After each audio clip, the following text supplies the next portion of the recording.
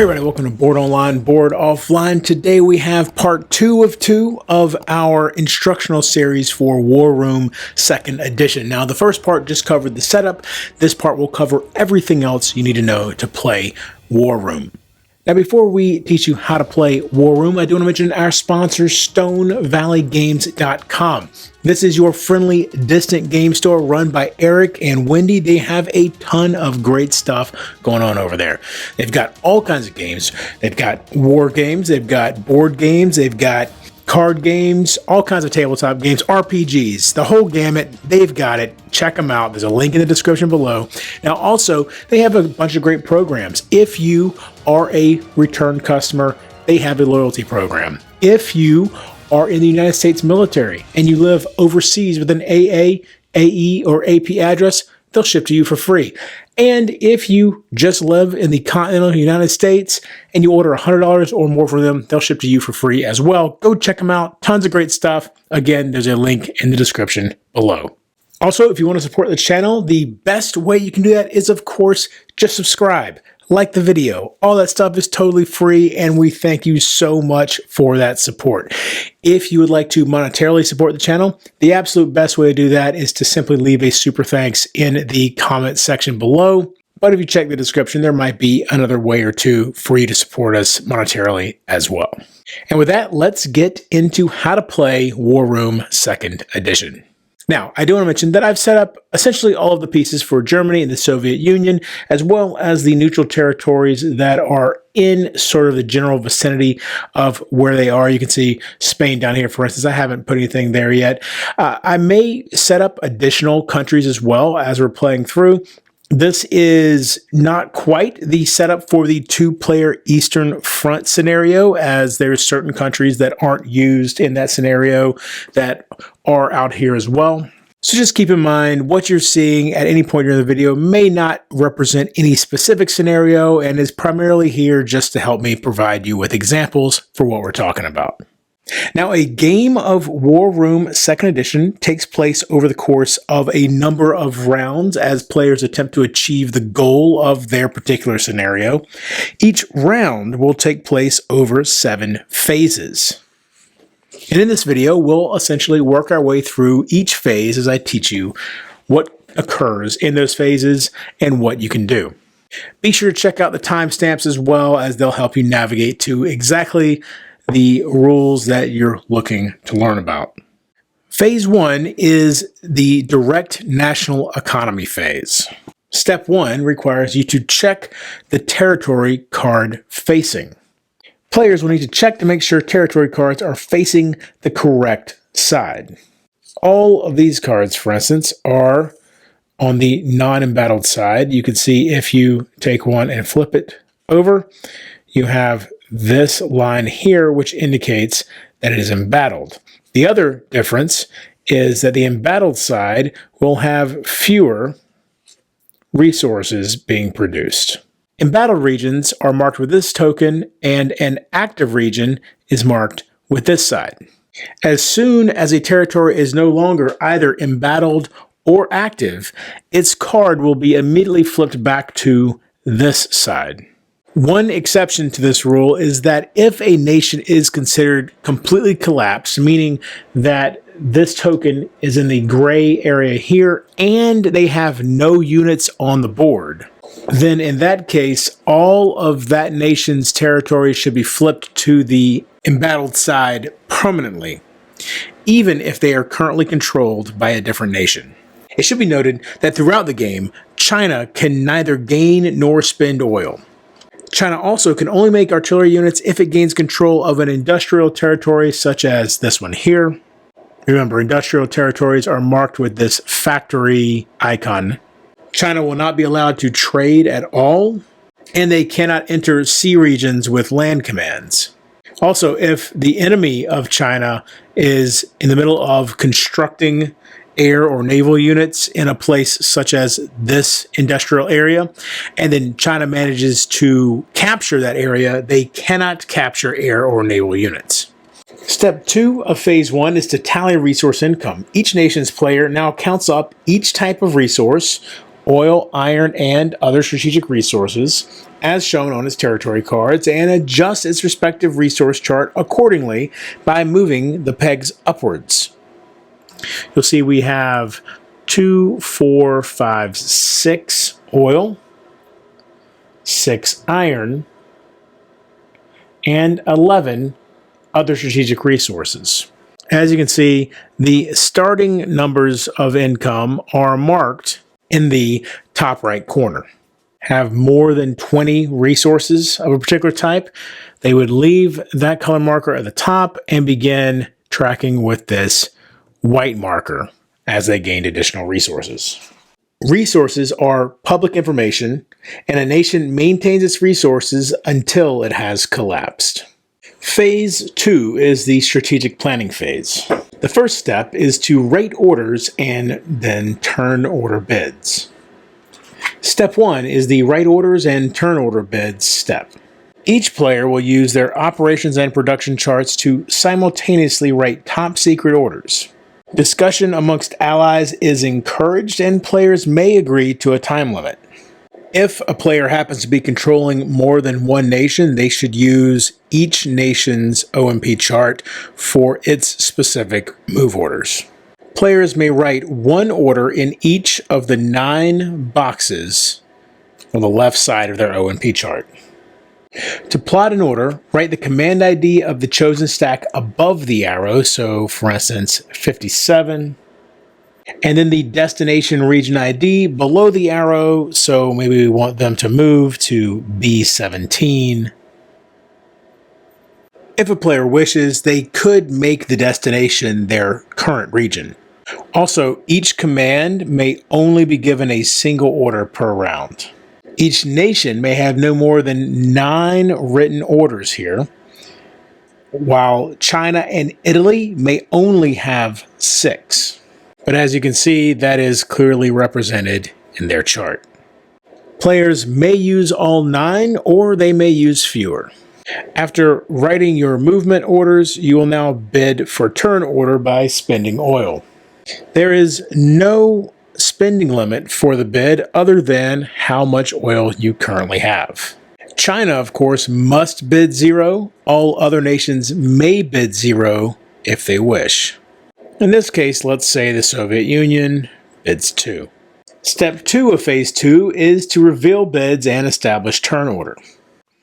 Once all players are finished writing orders, each nation announces its bid for turn order rank, and then in descending order of oil bid, as written on each OMP chart, each nation selects an open slot on the turn order track in which to place its national flag.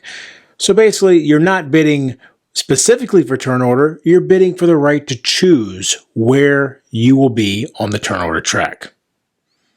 So let's say Germany bid 3 and the Soviet Union bid 2, and Germany, though, decides they want to go second, and so the Soviet Union will go first.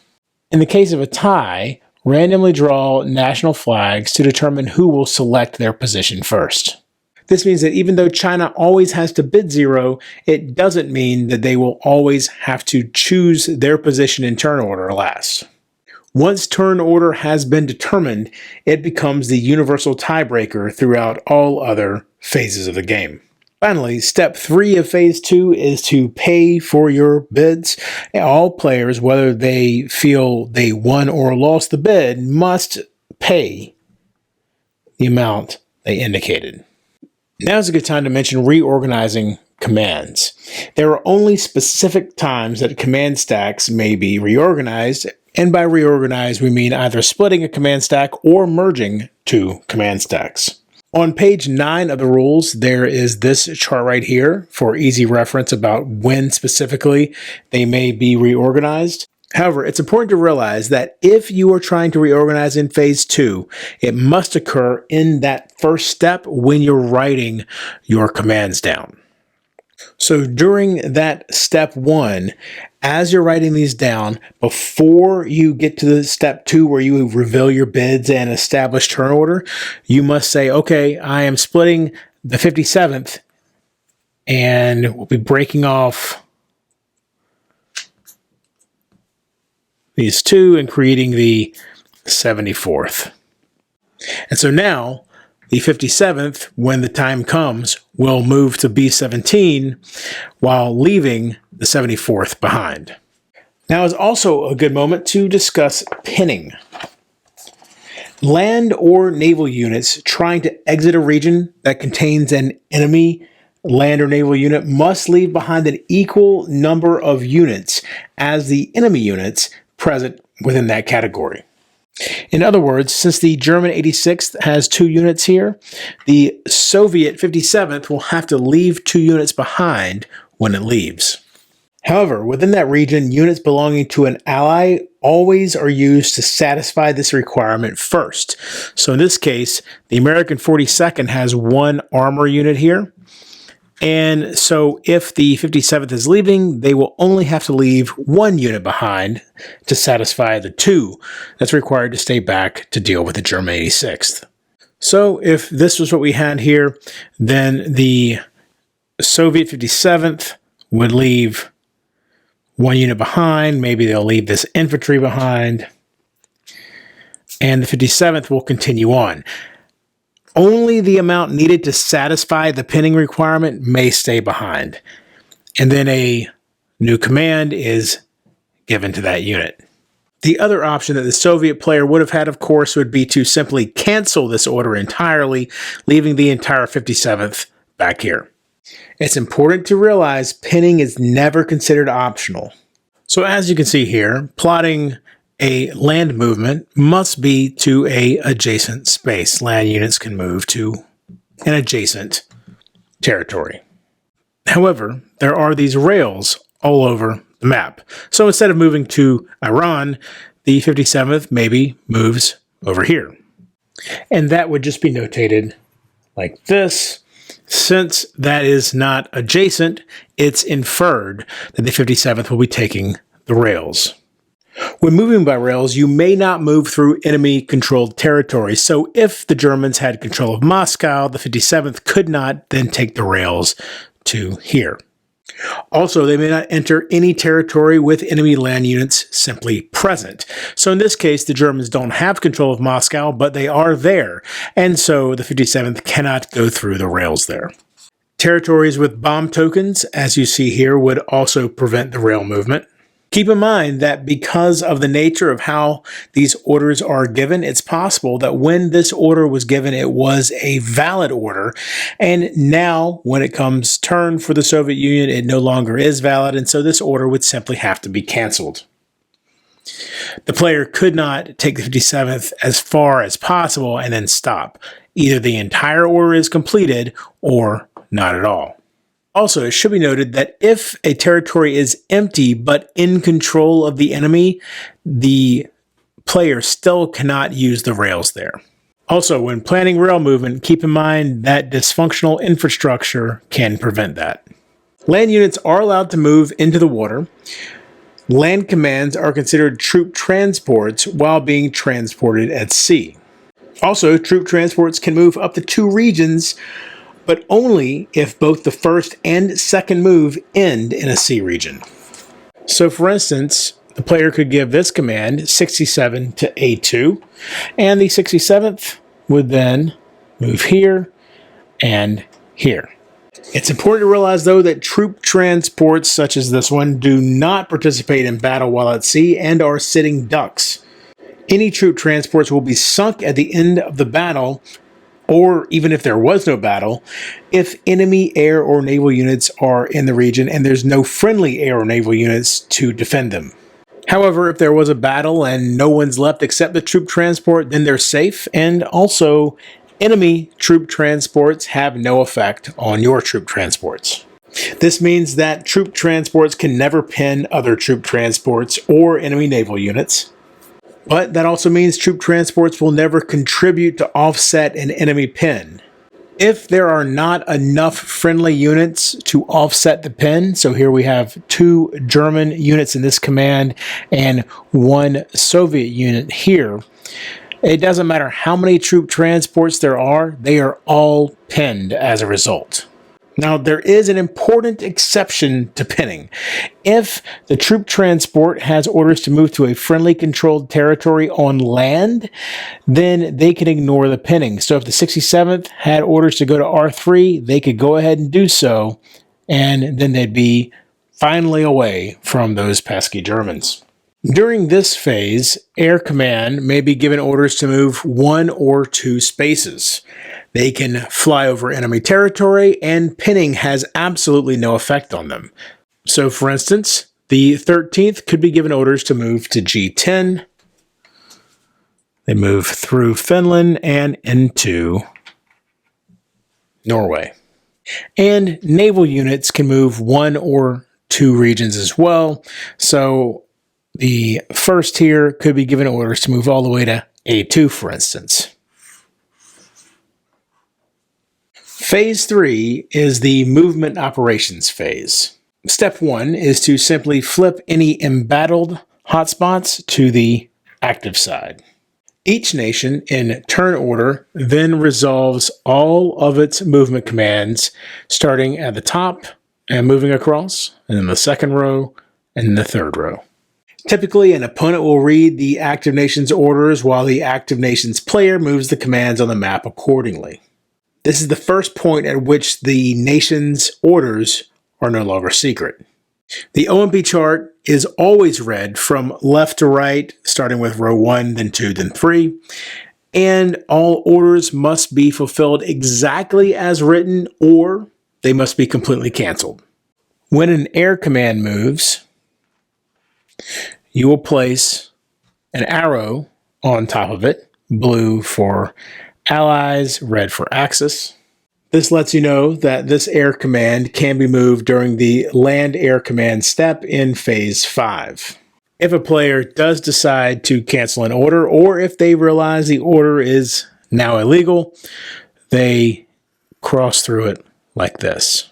If a player mistakenly gives a single command more than one order, so for instance, maybe 67 was given an additional command here to move to A8. Only the first order for that command may be resolved. The second one would be considered illegal and canceled. It's very important to realize that partial movements for units that are moving more than one space are not permitted unless, of course, they have been pinned. As a reminder, the only time you can split a command during movement is in the case of a pinning situation.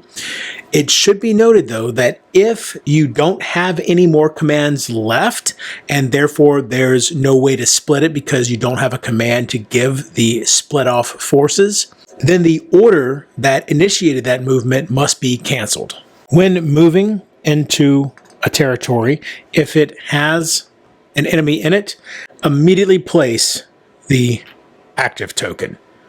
All territories receive that active token the moment they become active. A quick little note on some different ways regions can become active beyond the obvious. Let's say B-17 Iran was currently under the control of the Germans, but there's no German units here. When the 57th moves in, there will be considered a garrison here that is defending the territory for Germany, and so it will become active. All empty enemy territories will have a garrisoned defense force. A potential convoy raid, conflicts arising due to naval production, and of course, embattled regions, as we've previously mentioned. And of course, at the beginning of movement operations, phase 3, embattled regions are flipped over, as we've previously mentioned. Step 3 of the movement operations is the carrier fighter movement. Aircraft carriers are the green naval units, and no written orders are required for carrier fighters. This token is used to represent carrier fighters. Blue is Allied, red is Axis.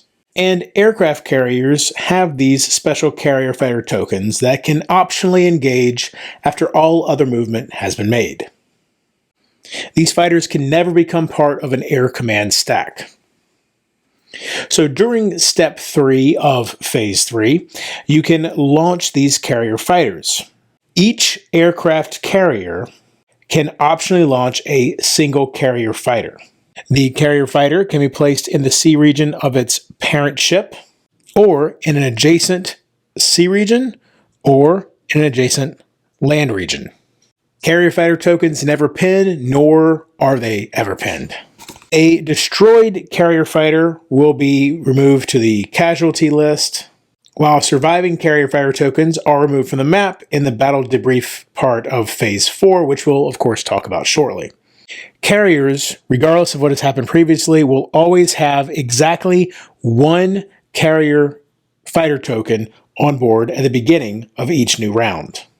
If a carrier is defeated in combat while its carrier fighter token is airborne, that fighter token still participates in combat during that round.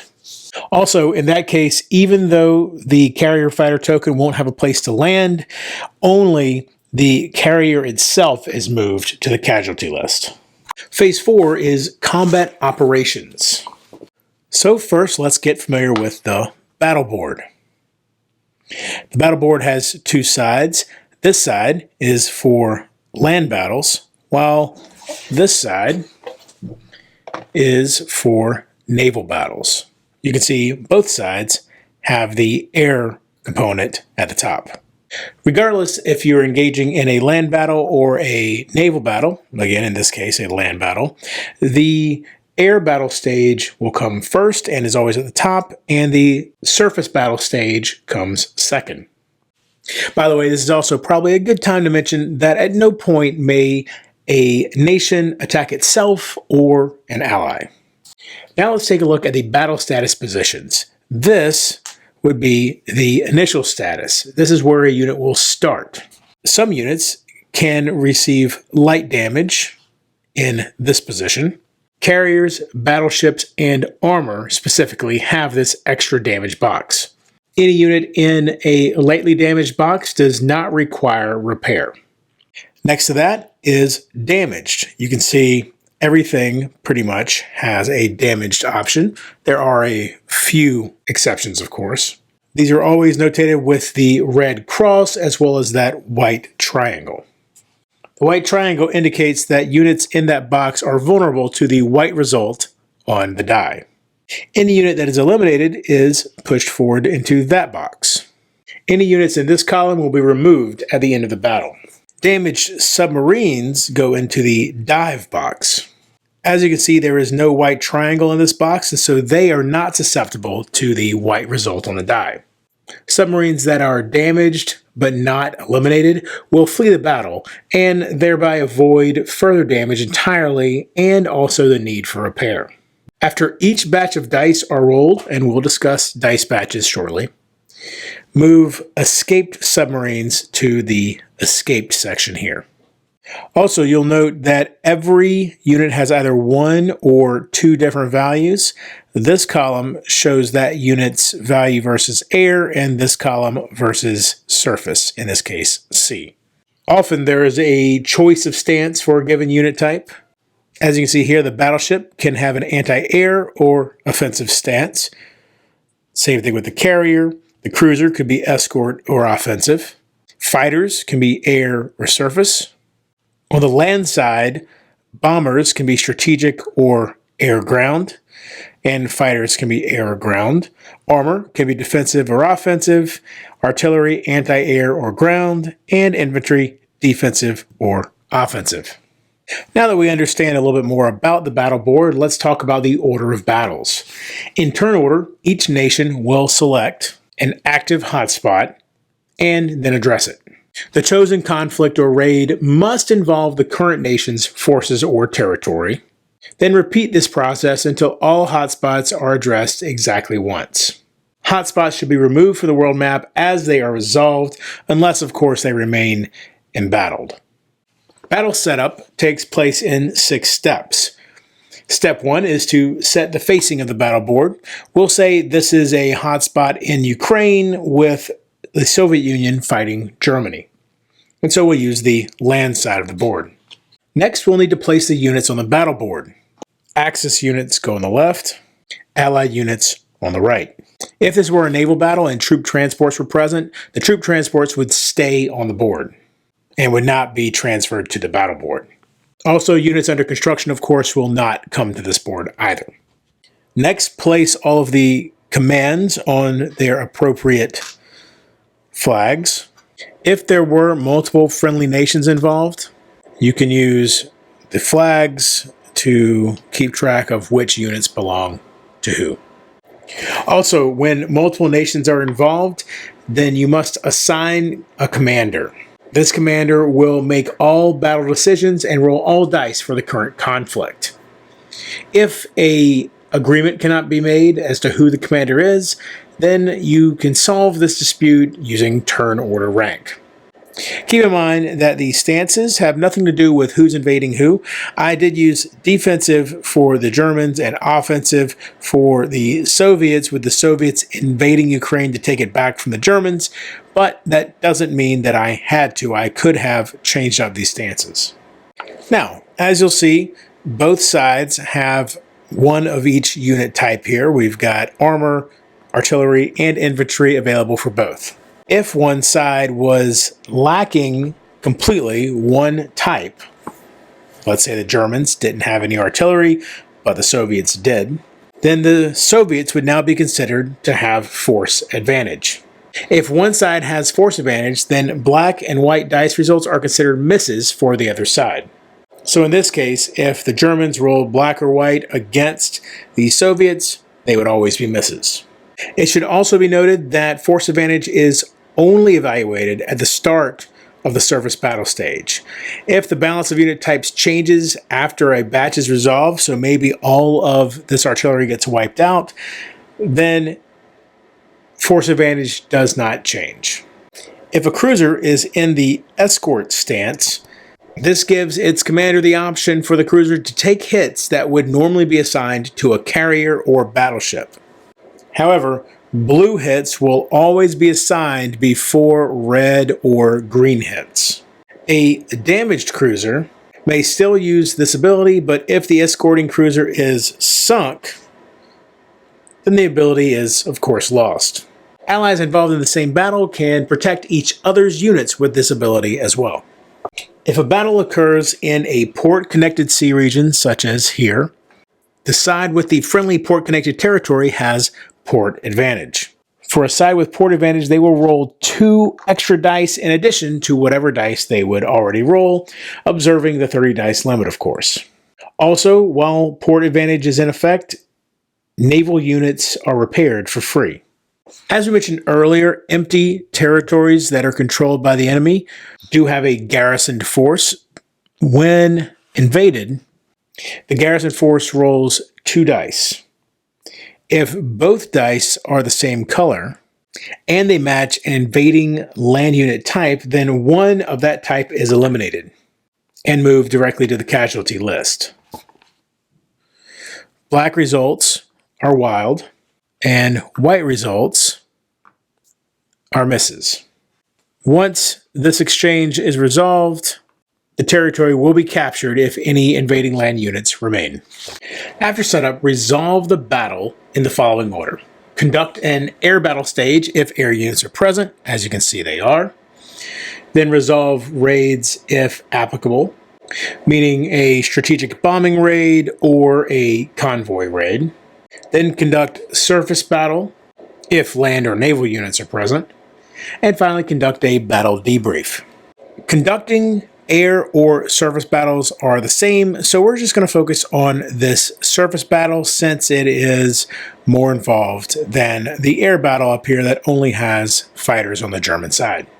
So in this land battle, and keep in mind when we're talking about land battle, we're talking about the target are the land units, and these fighters are attacking the ground, and so they will get 3 dice each, so that's 6, 8, 10, 12, 14, 15, 16 dice.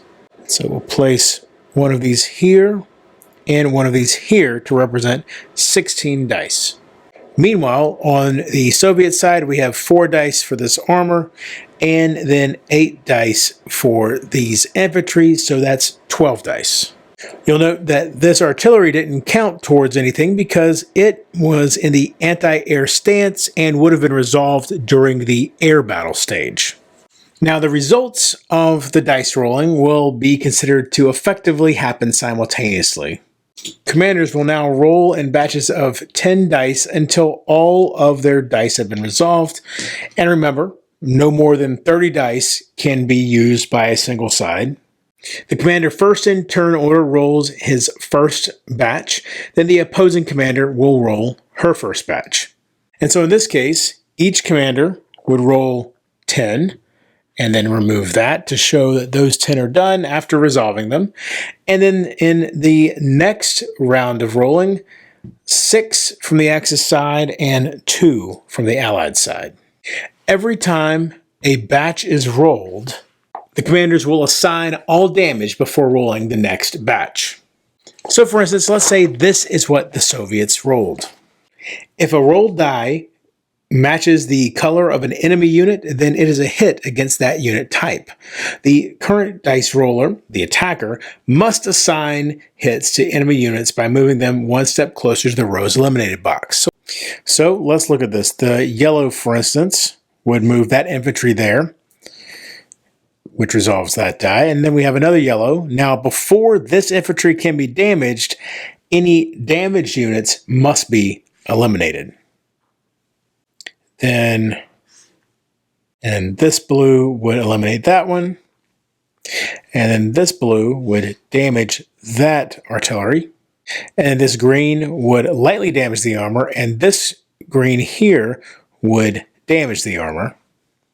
And then each black rolled is wild. And so the commander could decide to assign it to either the armor or the artillery. And let's say the armor. And then these 2 reds can't be used for anything. Also, as a reminder, any white die results can only be used against enemy units that are in the damaged box. Also, hits must always be assigned yellow, then blue, then green, then red, and then black, and then white. Now, let's go back for a moment and say that a strategic bombing raid had been selected by the Soviets. Strategic bombing raids can occur in any territory with a potential target, such as resources, units under construction, and/or infrastructure. A bomber conducting a strategic bombing raid does so between the air battle stage and the surface battle stage, assuming, of course, they survive the air battle stage. To conduct a strategic bombing raid, the attacker will roll 4 dice. Keep in mind, this is 4 dice for each raiding bomber. However, they will roll 4 dice for one bomber, and then after resolving that, roll 4 dice for the next bomber, and so on. As each bomber rolls, remove destroyed units under construction to the casualty list and record lost resources by type on the target nation's resource chart. A yellow result will destroy 1 infantry or submarine under construction or deplete 1 enemy OSR. Blue will destroy 1 artillery or cruiser under construction or deplete 1 enemy iron. Green will destroy 1 armor, carrier, or fighter under construction. Red will destroy 1 bomber or battleship under construction or deplete 1 enemy oil. White will damage all infrastructure, which includes any ports and rails, by adding a bomb token to that territory. And black destroys 1 of any resource within loss limits, or destroy any 1 unit under construction, or damage all infrastructure by adding a bomb token. Adding a bomb token to a territory can be devastating. It prevents port advantage, there is no rail movement into or out of that territory, and players lose 1 smokestack from that territory's production output. Convoys are represented on the world map as groups of color-coded transport ship silhouettes within a ring. Convoys may be raided once each round, and this does not require orders. Convoys will always refresh and be active for the next round. Also, it should be noted that a change in control of a linked territory, in this case Eastern United States for instance, will affect the convoy control immediately. If an air or naval force is in a sea region with an active enemy convoy, as you see here, and there are no defending naval or air units present at the very beginning of Phase 4, then place a hotspot token in that region. However, if any defenders are in that region, then no raiding may occur even after the battle is resolved. Also remember that troop transports do not act as defenders and may be sunk in addition to a convoy raid. Each convoy may only be raided once each round, and each command may only raid one convoy or convoy cluster. Also, for these purposes, carrier fighters are considered an individual command. If multiple friendly commands target the same convoy, they conduct one raid together, choosing a commander if necessary. To resolve this raid, the attacker rolls 1 die per air or naval unit. So here we can see we have 2. So we'll roll 2 dice. As usual, by the way, the 30 dice cap will apply here. This red result means that all red enemy ships will be sunk within that convoy, and the controlling nation immediately loses 1 oil for each of its sunk ships. The same goes for blue, except for the blue ship and iron, and then yellow would sink all of the yellow ships and 1 OSR for each of them. Now, we've talked about strategic bombing raids as well as convoy raids. It should be noted that there are some loss limits for raids. A territory can't lose more total resources of each type than it currently produces. So for instance, during a raid, Eastern United States could lose 2 oil, 4 iron, or 5 OSR. A territory was struck by both strategic bombing raids and convoy raids in a single round, then it could lose up to that limit both times. Finally, after completing both air and surface battle stages, resolve the following steps for the battle debrief. First, assess unit status and pay for repairs. At the end of the battle, units can only be in one of 3 possible states: initial status, damaged, which must either be repaired or eliminated, or the eliminated status. Anything that is eliminated will be removed to the casualty list. Any unit that is in the lightly damaged state is moved back to their initial status.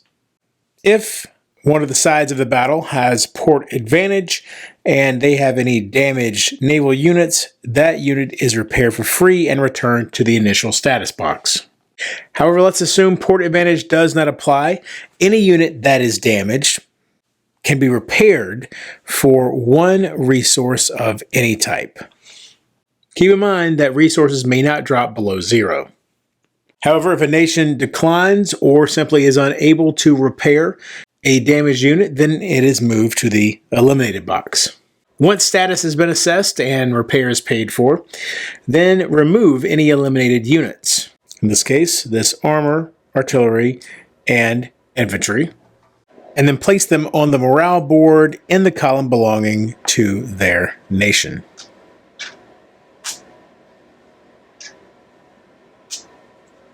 Like this. Next, check for any lost troop transports. Unguarded troop transports, as you can see here, that are in the same sea region as an enemy will all be eliminated. Also, if the only friendly units are submarines, as you see here, and there are any enemy air units at all, the troop transports will also be eliminated.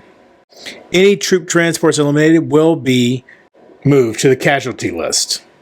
Next, return the commands back to the region that the battle occurred in. At this point, if desired, the commands may reorganize within that region. Next, update the territory status. Determine who controls the region. A nation gains control of an enemy territory if its alliance is the only force with at least 1 surviving land unit.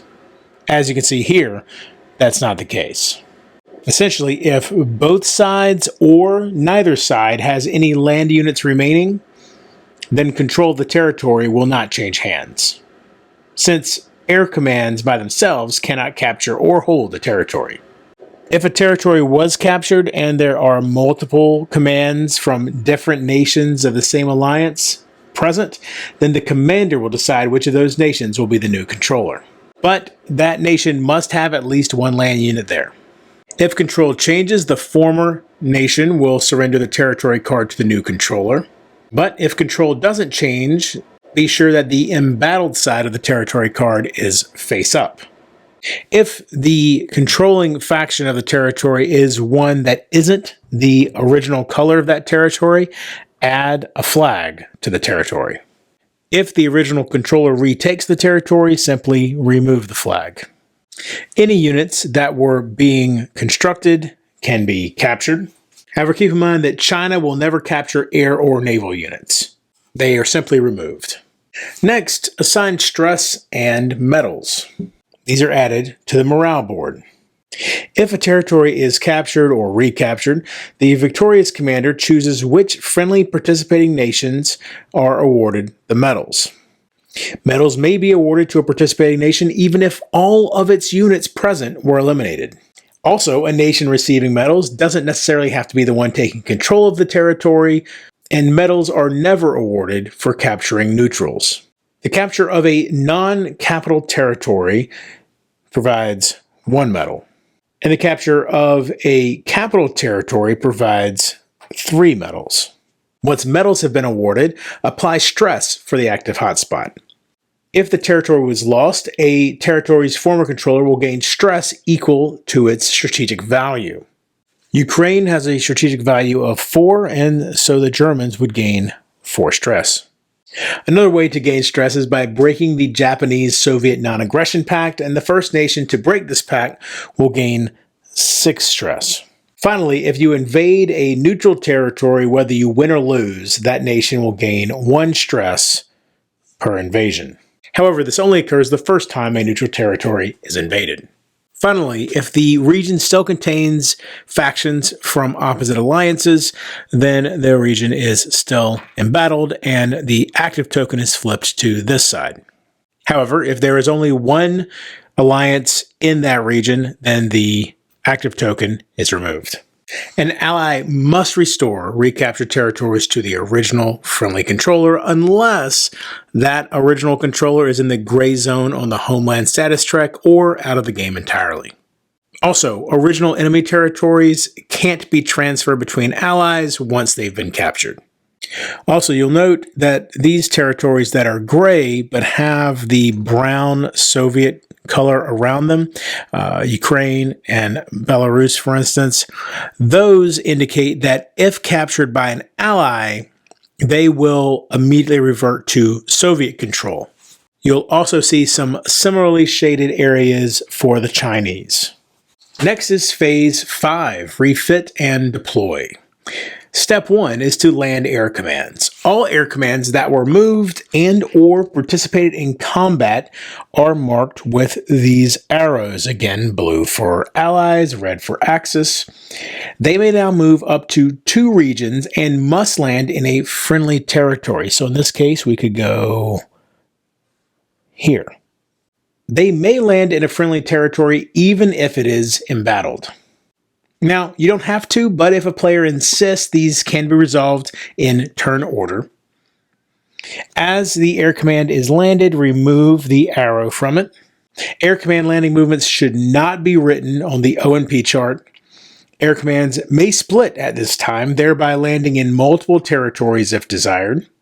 It is important to realize that landing is mandatory, which means that if there is no legal way for them to land, then it's eliminated and transferred to the casualty list. Step 2 of Phase 5 is to deploy units. This step will of course be skipped in the first round of play as production has not yet occurred, but in all future rounds, nations must simultaneously deploy their newly constructed units. To do this, first remove the industry token from the unit, then create a brand new command stack if you wish, or merge the new unit into an existing command stack. Keep in mind that each command stack may have no more than 8 units. Land and air units must always be deployed to the territory in which they were constructed, while naval units must be deployed to a connected sea region. Remember that the smoke stack indicates the production limit of that region. And if a region has been bombed to the point that it's unable to produce the number of units currently in production, then excess units must be destroyed and will be transferred to the casualty list. The owner of those units will decide which ones are destroyed. Also, if there are simply not enough command tokens to accommodate all of the deployed units, then excess units are not deployed and remain stacked under an industry token. Step 3 of Phase 5 is to reorganize command, which can occur simultaneously or in turn order if anyone insists. Again, the command stack has a limit of 8 units. Phase 6 of a round is morale. At this point, you'll need to convert casualties into stress. In turn order, each nation adds up its unit casualty points and converts that sum into stress points. For every unit lost, we have a conversion chart at the top. We have a stress track here, as we've seen a little bit of already. Every nation has a particular threshold. This is the multiplying factor for the units lost. And down here we have metals and civilian goods. For each unit type, you will multiply by the number next to it and add the results for all unit types to get the nation's total casualty points. So in this case, we have 10, 16, 20, 24. So here, between 20 and 34 is 1 stress point, and so the Soviets move up 1.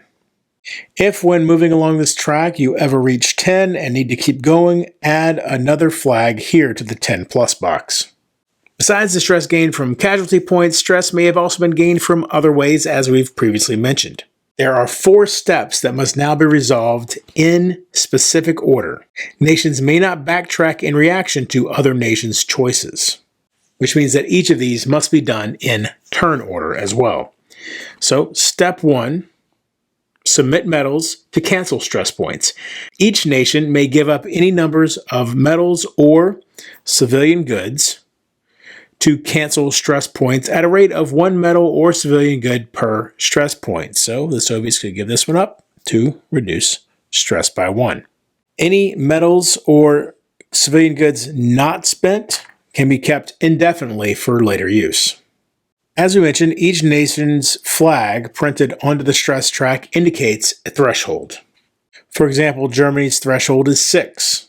After canceling stress points, if that nation is at its stress threshold or beyond it, then move that nation's flag up 1 space on the homeland status track. Once they've moved up 1 space, then reduce their stress by their threshold amount. So in this case, Germany would be reduced to 0. However, if Germany were up at 9 after moving that 1 space, then of course they would be down to 3. But let's say Germany was at 18 stress, then they would move once on the homeland status track, reducing their stress to 12.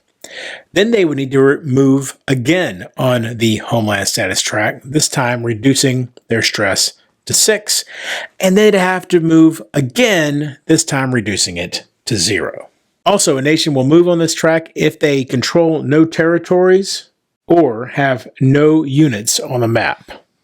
If a nation is in the gray zone, it can't advance further on the homeland stress track and therefore does not reduce its stress points. After evaluating stress levels and moving up on the tracks, as we've seen, at this point, nations can relieve stress. A nation can spend any combination of metals and or civilian goods equal to its stress threshold to slide back 1 zone on this track. Finally, keep in mind that these penalties are cumulative and recur each round. Step 4 of Phase 6 is to apply these penalties. Finally, Phase 7 is production. This is when you will manufacture weapons and mobilize new infantry forces. Each nation will secretly fill out their production side of the OMP chart. First, fill in your current resources, then note down the purchase of any units. So for instance, 2 armor and 1 fighter. You'll then want to total out the expenditure over here. So for instance, with the armor, 2 oil, as 2 times 1 is 2. 4 iron and 2 other strategic resources. The fighter will be 2 oil, 1 iron, and 1 OSR. You can then total your purchase down here, and then indicate your remaining resources here. Then reveal your purchases and adjust your resource track, and gather your purchased units. Finally, place the purchased units in a controlled industrial territory with this token on top. This territory can be embattled, and it also can be a territory that was formerly an enemy territory and has since been captured. Keep in mind that the smokestacks in that territory indicate how many units may be constructed. Also, if you chose to construct civilian goods, they are placed immediately on the morale board. And these are not limited by smokestacks nor linked to any industrial territory. China must deploy newly purchased infantry immediately in one or more Chinese-controlled territories marked with this mobilization icon. The number of infantry that can be deployed in each region is limited by strategic value. China is able to construct artillery, but only once they have captured an industrial territory. When playing the global war scenario during Step 2 of this phase, Phase 7 production, trade is possible. Trade is only permitted with neutral territories that are not currently embattled. They also must show this round icon, indicating that they offer either oil, iron, or other strategic resources. Neutrals will only accept the other 2 resources in trade. So in this case, Arabia will only accept iron or OSRs. This chart here shows the exchange rates. OSRs must be traded in blocks of 5, iron blocks of 3, and oil blocks of 2. So for instance, a faction could trade 5 OSRs to receive 2 oil from Arabia. If a neutral is light green like Brazil at the start of the game, then it is considered to be in favor of the Allied forces and will only trade with the Allied forces. If a neutral is gray, then it is not in favor of any faction at the beginning of the game. Pro-Allied neutrals will not trade with the Axis unless they have been captured by the Axis. A nation may trade with a neutral territory if either it or an ally controls a non-embattled territory adjacent to the trading neutral territory. A nation may trade by sea if the sea region connected to the trading neutral's port has no enemy commands. So the Allied forces could use this port to trade with Brazil, this port to trade with Venezuela, this port to trade with Colombia, simply because there are no enemy commands in those areas. The Axis must also have a friendly command in that sea region in order to trade with those locations. Now remember, Brazil is not possible to trade because it is Allied friendly. So the Axis would actually have to conquer Brazil in order to trade with it. However, if the Axis were here, they then could trade with Venezuela or Colombia. It's important to keep in mind that trades must be declared and their land or sea access verified before Step 3 of Phase 7, at which point the nation will adjust its resource chart accordingly. Each nation is restricted to 1 trade per round total. However, each neutral may trade multiple times per round with the various factions. Finally, after Phase 7, check to see if anyone has completed the victory conditions for this scenario, and if not, begin a new round with Phase 1.